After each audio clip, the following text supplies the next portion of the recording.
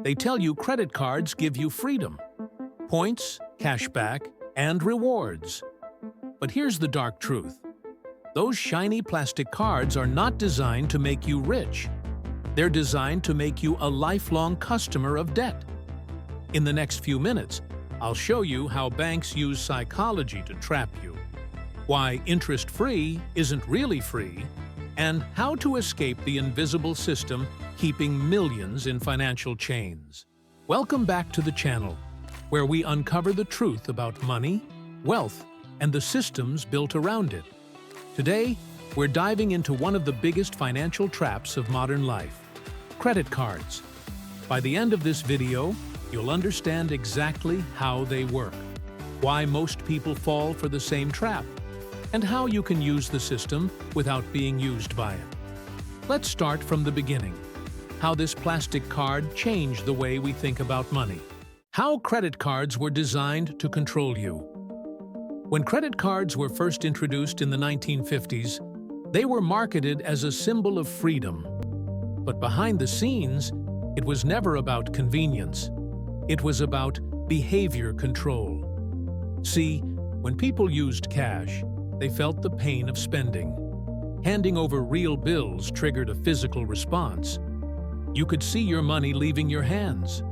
But with plastic, that pain disappeared. Psychologists call this the spending illusion. The less you feel the cost, the more you spend. And that's exactly what banks wanted. The psychology of debt credit cards are not just a financial product. They're a psychological weapon.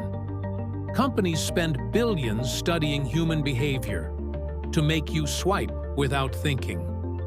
They use small limits at first, build trust, then raise your credit line over time. And when you can't pay the full balance, that's where they win. Interest rates of 20%, 25%, even 30% kick in. That means if you owe $1,000 and only pay the minimum, you could still be paying for that pizza 2 years from now. The reward trap.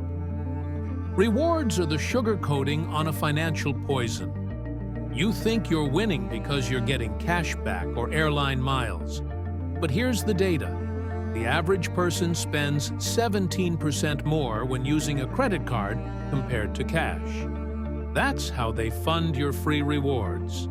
You're not beating the system. You're paying for your own cash back without realizing it. The minimum payment trap. There's the biggest illusion of all. The minimum payment. That small number on your statement looks friendly, right? Just pay this much to stay on track. But it's a trap.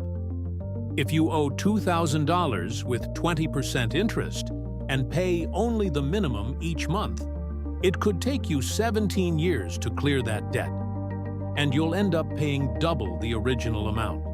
That's not financial help. That's financial slavery.